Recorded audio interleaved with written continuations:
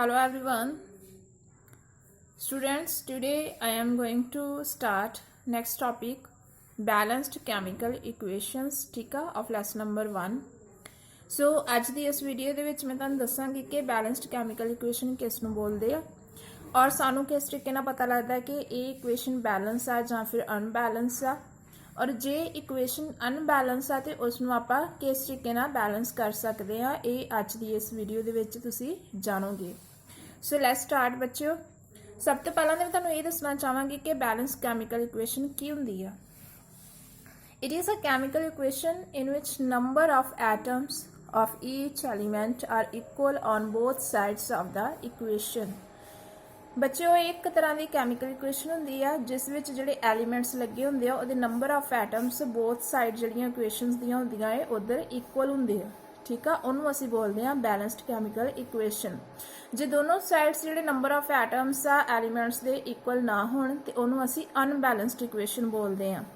जिस तरह तुसीं देख सकदे जो मैं फस्ट एग्जाम्पल लई आ जिहदे विच तुसीं देख सकदे जो कि लैफ्ट हैंड साइड मैं रेक्टेंट लिखिया और राइट हैंड साइड प्रोडक्ट लिखिया है। तुहानूं चंगी तरह पता है कि जो कोई भी इक्वेशन आपां लिखते हैं उहदे दो पार्ट हुंदे आ, एक लैफ्ट हैंड साइड जिहड़ी साइड रेक्टेंट लिखते आपां, दूसरी साइड किहड़ी हुंदी है राइट हैंड साइड जिहड़ी साइड आपां प्रोडक्ट लिखते हैं। ठीक है, रैक्ट हैंड साइड जिहड़े रैक्टेंट्स हुंदे ने वो रैक्ट करते हैं और रैक्ट करके वो की बनाउंदे आ कंपाउंड बनाउंदे आ, प्रोडक्ट बनाउंदे आ। ठीक है, जिस तरह हुण इस रिएक्शन दे विच दो रिएक्टेंट आ वो रैक्ट कर रहे हैं और एक सिंगल जिहड़ा प्रोडक्ट आ वो राइट हैंड साइड बना रहे हैं। सो सब तो पहला तो मैं तुहानूं यही दसना चाहांगी कि किहड़ी रिएक्शन आ, ये साडी रिएक्शन आ कॉम्बीनेशन रिएक्शन जिहदे विच टू डिफरेंट एलीमेंट्स जिहड़े आ कंबाइन करके एक सिंगल प्रोडक्ट बना रहे आ ते उस जिहड़ी रिएक्शन नूं की बोलदे आ कॉम्बीनेशन रिएक्शन जो आपां पढ़ चुके हैं। ठीक है, सो बच्चों हुण ये इक्वेशन जिहड़ी है अनबैलेंस्ड आ, मैं नीचे लिखिया भी होया है अनबैलेंस्ड इक्वेशन किस तरीके नाल।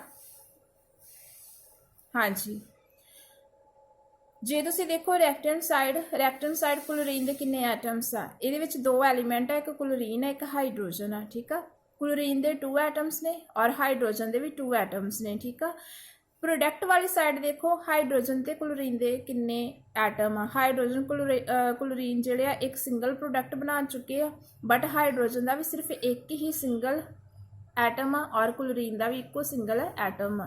सो इस करके किहड़ी इक्वेशन हुई अनबैलेंस्ड इक्वेशन, क्योंकि मैं तुहानूं स्टार्टिंग च दस्सिया डेफिनेशन दे विच कि बैलेंस्ड कैमिकल इक्वेशन वो हुंदी आ जिहदे दोनों साइड की होण जिहड़े एलीमेंट्स दे एटम्स आ इक्वल होण। ठीक आ, सो इधरली साइड एटम जिहड़े आ 2 आ ते इधरली साइड किन्ने आ 1 1।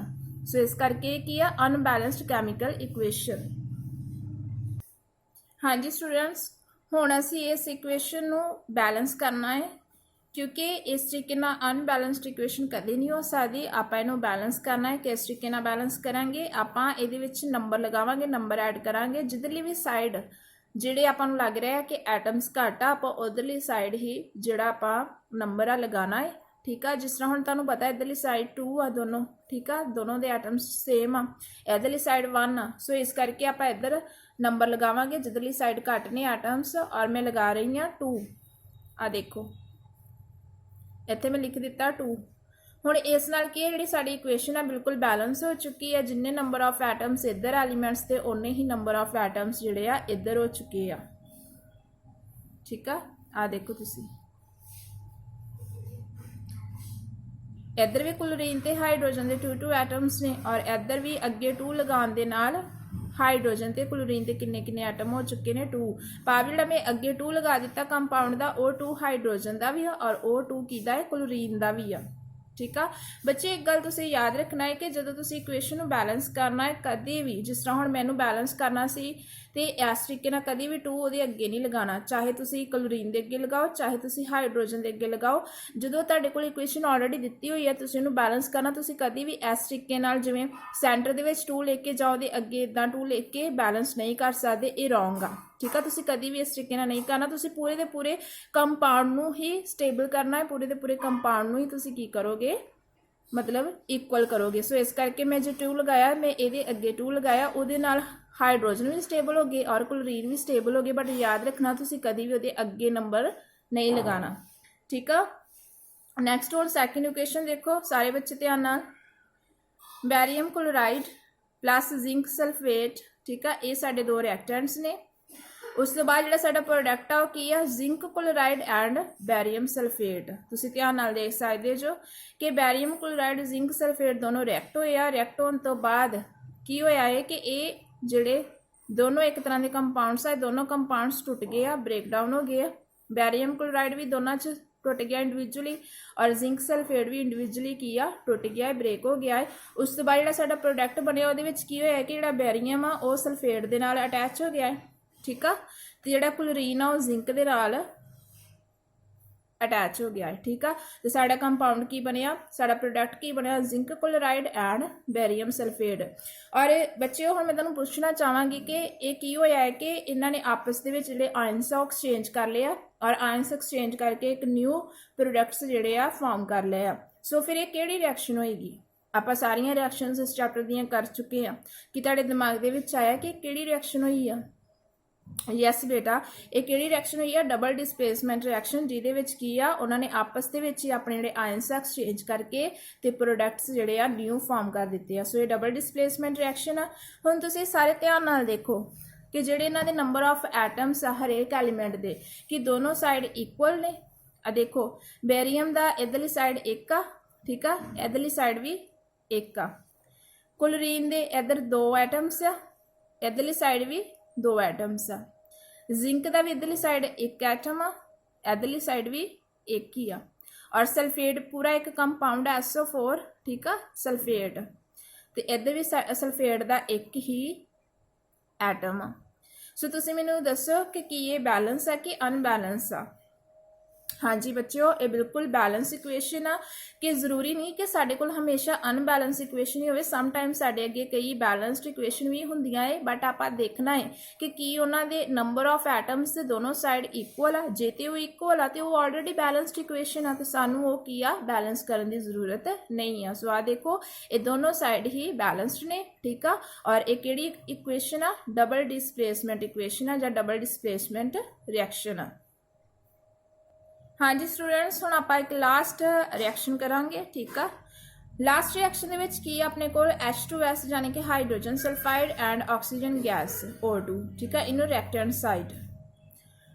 On the other side product side देखो H2O यानी कि वाटर आ प्लस SO2 सल्फर डाइऑक्साइड। भाव ये दो रिएक्टेंट जिहड़े आ रिएक्ट करके इन्हां ने किहड़ा प्रोडक्ट बनाया है? Water plus sulphur dioxide.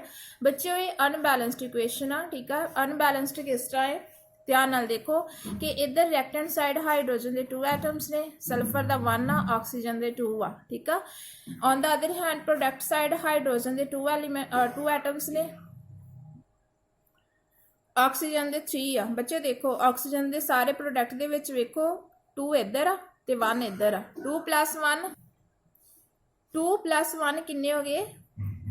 3, यानी कि ऑक्सीजन के टोटल प्रोडक्ट साइड किन्ने एटम्स ने? 3, और सल्फर दे किन्ने आ? ओनली 1। सो बच्चे ये अनबैलेंस्ड इक्वेशन आ। एक गल होर याद रखनी, मैं तुहानूं नाल दी नाल दस देवां कि जरूरी नहीं है कि सारे दे सारे जिहड़े एलीमेंट्स के एटम आ वो मतलब अनइक्वल होण। समटाइम्स किसी पर्टिकुलर एलीमेंट के जिहड़े एटम्स आ वो अनइक्वल हुंदे। जिस तरह हुण इस इक्वेशन दे विच सिर्फ ऑक्सीजन के ही एटम जिहड़े आ वो अनइक्वल आ, बाकी सारे इक्वल्स ने। हाइड्रोजन के भी सेम आ, सल्फर दे भी सेम आ, बट ऑक्सीजन दे इधर 3 आ और इधर 2 आ। सो हुण तुसीं ध्यान नाल देखो किधरली साइड घट आ।